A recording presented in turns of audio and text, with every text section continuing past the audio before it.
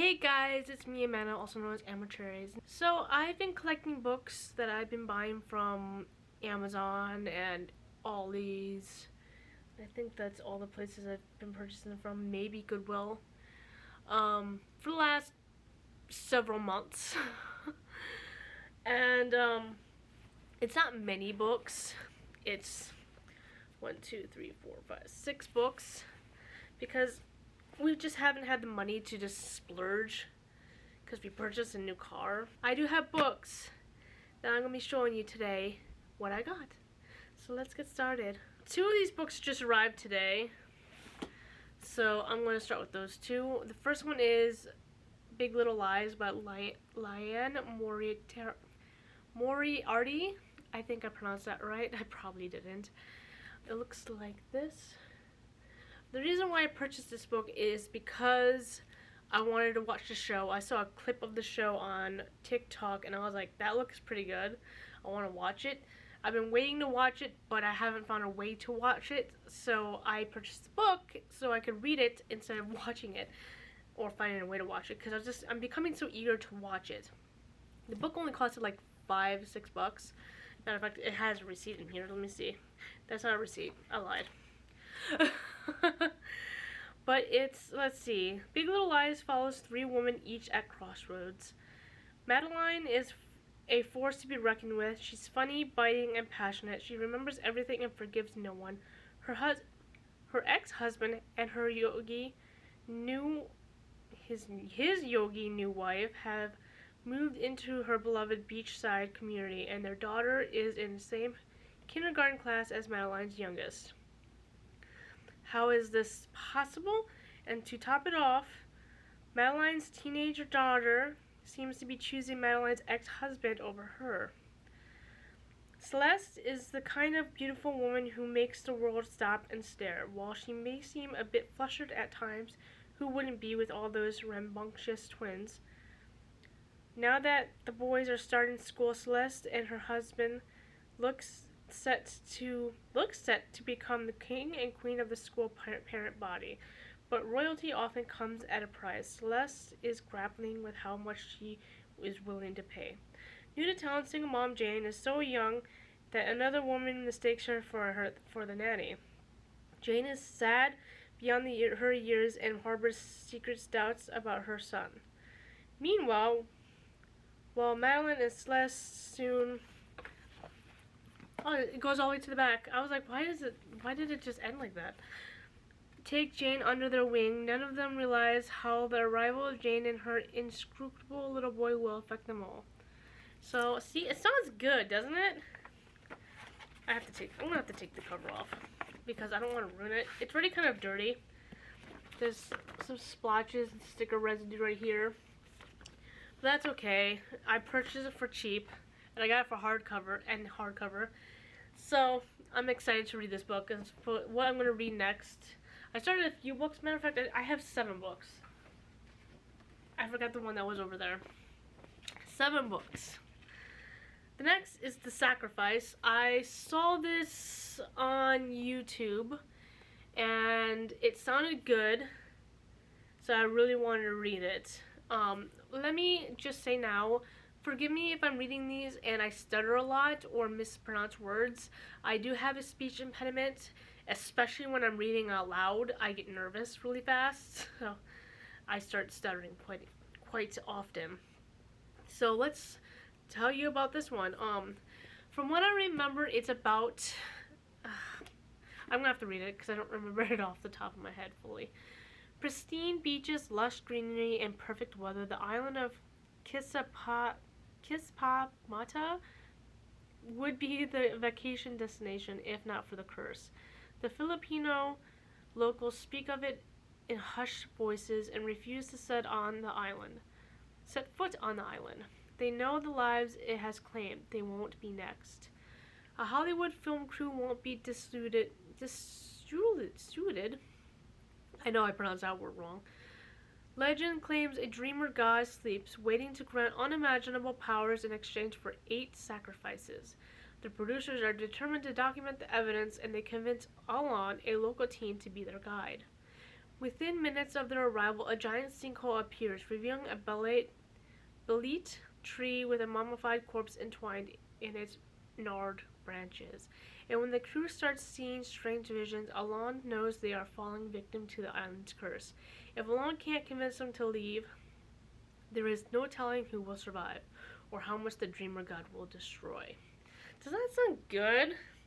This is the same person who wrote The Girl in the Well, From the Well. It's another one I really want to read. Matter of fact, it's on my wish list.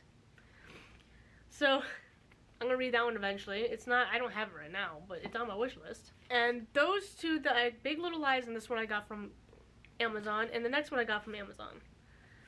This one does not come with a cover, so I can't tell you exactly what it says other than looking it up real quick. Sorry for the delay, although for you it'll probably only be a second, for that I will probably skip it. Oh, the Sacrifice is by Rin Chupeco. Just wanted to say that before I continued on. Never Coming Home by Kate Williams. I purchased a book. I did not know the dust cover was not coming with it. I don't exactly always read the detailing when it comes to Amazon. I'll be honest with you. Okay, the beach red. Everyone knows Unknown Island. It's the world's most exclusive destination. Think white sand beaches, turquoise seas, and luxury accommodations. Plus, it's invite only, no one over 21 allowed, and it's absolutely free. Who wouldn't want to go? The mysterious resort launched with a viral marketing campaign, and now the whole world is watching as the mysterious resort opens its doors to the first 10. The 10 elite influencers specifically chosen to be the first to experience everything Unknown Island has to offer. You know them. There's the gamer, the beauty guru, the rich girl, the superstar, the junior politician, the environmentalist, the DJ, the CEO, the chef, and the athlete. What they don't know is that they weren't invited to Unknown Island for their following. They were invited for their secrets. Everyone is heading a deadly one, and it looks like someone decided it's payback time. Unknown Island isn't a vacation, it's a trap. And it's beginning to look like the first 10, no matter how influential, are never coming home.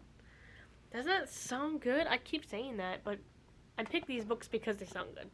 Let me fix this camera, because it's like leaning forward. I need to get a new tripod. But I, honestly, when I purchased this book, I read the description on Amazon. I thought it was good. And then I got it in the mail, and I was like, what is this book about?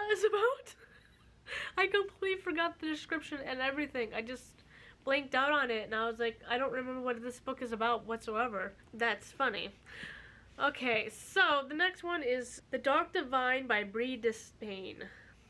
Looks like this. I got this from Ollies for $1.99.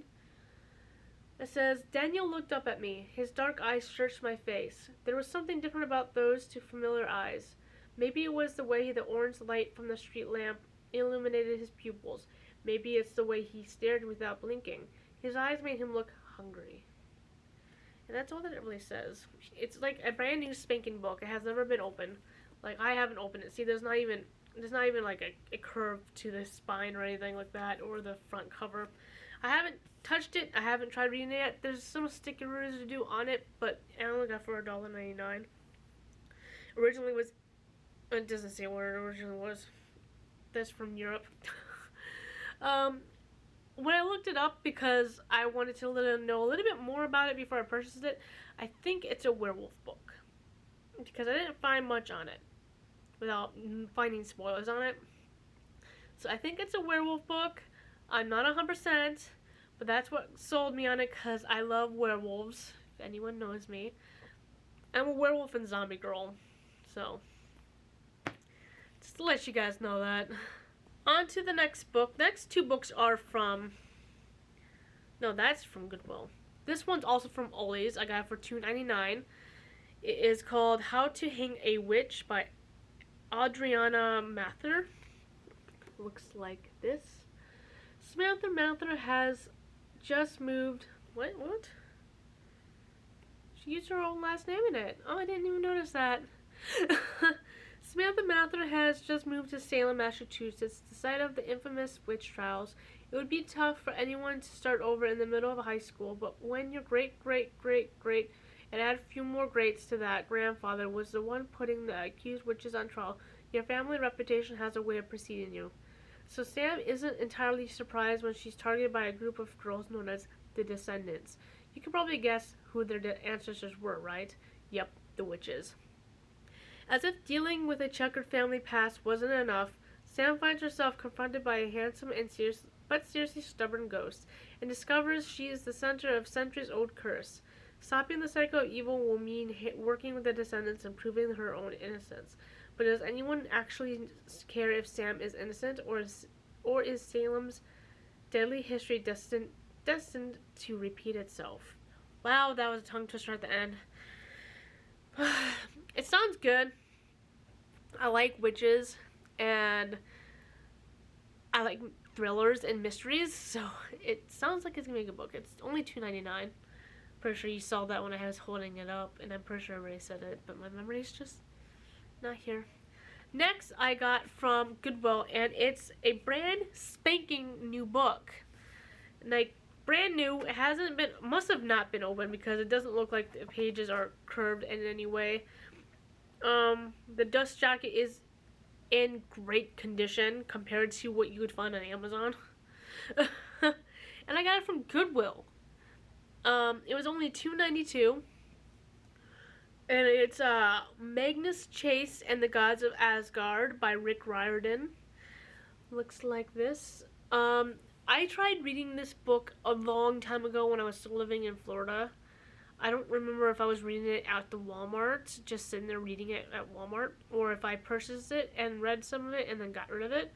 But I don't remember anything about it, other than it's about Norse mythology. Magnus Chase has seen his share of trouble ever since that terrible night 2 years ago when his mother told him to run. He has lived alone on his streets of Boston, surviving by his wits, staying one step ahead of the police and truant officers. Truant officers? I never heard of that word. Truant? One day, Magnus learns that someone else is trying to track him down, his uncle Randolph, a man his mother had always warned him about. When Magnus tries to outmaneuver his uncle, he falls right into his clutches. Randolph starts rambling about Norse history and Magnus's birthright, a weapon that has been lost for thousands of years. The more Randolph talks, the more puzzle pieces fall into place. Stories about the gods of Asgard, wolves, and doomsday bubble up from Magnus's memory, but he doesn't have time to consider it all before a fire giant attacks the city, forcing him to choose between his own safety and the lives of hundreds of innocents. Sometimes the only way to start a new life is to die. So it sounds good. The reason why I really wanted to purchase this book is because as of recent years, since we moved to Georgia mostly, we got really into Norse mythology. I have his other books. I have 2 of his Percy Jackson books, the first 2. I'm reading the second one, and they're really good, so I wanted to try this one out because I'm also really into Norse mythology. Lastly, The Island by Natasha Preston I had gotten from Walmart, actually, and it's very similar to Never Coming Home by Kate Williams. This one is by, I already said, Natasha Preston. I got it for like $9. It was on sale at Walmart, so I purchased it because it was also on my wish list. And it's another one where influencers come to this island that is being built on, and they want the influencers to kind of like publicize the island or etc. Let me just read it to you. But it's another one of those where there's influencers involved. Jagged Island, a private amusement park for the very rich or the very influential. Liam, James, Will, Ava, Harper, and Paisley, social media influencers with millions of followers, have been invited for an exclusive weekend before the park opens. They'll create posts and videos for their channels and report every second of their VIP treatment. When the teens arrive, they're stunned. The resort is even better than they imagined. Their hotel rooms are unreal, the park's theme rides are incredible, and the island is hauntingly beautiful. Their jam-packed schedule seems to cover every moment of their visit, but soon they realize that something's missing, getting off the island alive. See, another one that sounds good, but it sounds almost exactly the same as Never Coming Home. So, just this one has an amusement park, and that one's just an island that I know of. I haven't really read much of that one. I read like a couple of pages, and I was like, I'm not sure if I like We're Never Coming Home, because the POV changes without telling you the POV changes. So basically what happens in the book is there'll be a short page or two of one character, and then they'll switch to another character, and it won't say that it's switching characters until you get into that paragraph, and you're like, oh, this character is doing this, or has this life, or etc. like that, and it does that. I'm a firm believer, I don't know if it's actually in the rules of writing or anything like that, so don't get on me for that. I'm a firm believer that you shouldn't switch POVs unless if you're switching chapters. And I also believe that you should leave a name in the fucking chapter, beginning of the chapter, to tell me who I'm switching to. Like, the 5th wave I have over there, a good couple of chapters is in the main character's point of view. I think her name is Cass or something like that. I don't remember off the top of my head. And then it switches randomly in a chapter to another character who you do not know the name of until much, much later. And it bothers the crap out of me because I'm like, wait, who? And it doesn't tell you it's switching characters. It just switches characters. I hate that. I hate that in books. I'm trying to read it because it's a good book. But I had to pause because it made me so angry when I learned to switch without telling me, and I don't know who the character is. So it's kind of like, I have to take a break from you. I can't read you right now. You are upsetting me. So I hate when books do that. I don't know if that's a rule in the writing world, but I know for a fact that when I write my fanfics and books, I'm going to tell you which character I'm switching to, and it's always going to be in the beginning of a new chapter. Because I just think it's taboo for some reason that if you do it in the middle of a chapter.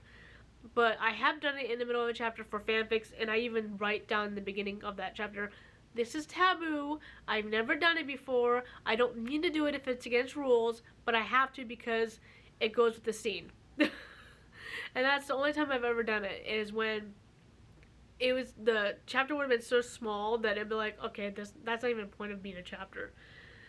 Anyhow, I rambled a little bit about that. My apologies. I hope you guys enjoyed this video. We will be purchasing more books soon. That is going to allow me to splurge a little bit on some books. So there might be another book haul in the next month or two. I'm not sure. I don't know how things are going to go. Because usually when he says I'm allowed to splurge is when things goes down and then we can't splurge whatsoever. So we'll see. So I hope you guys enjoyed this book haul, and I'm sorry for my stuttering and my rambling. And I hope you guys enjoy. Like, comment, and subscribe, and I hope you have a wonderful day.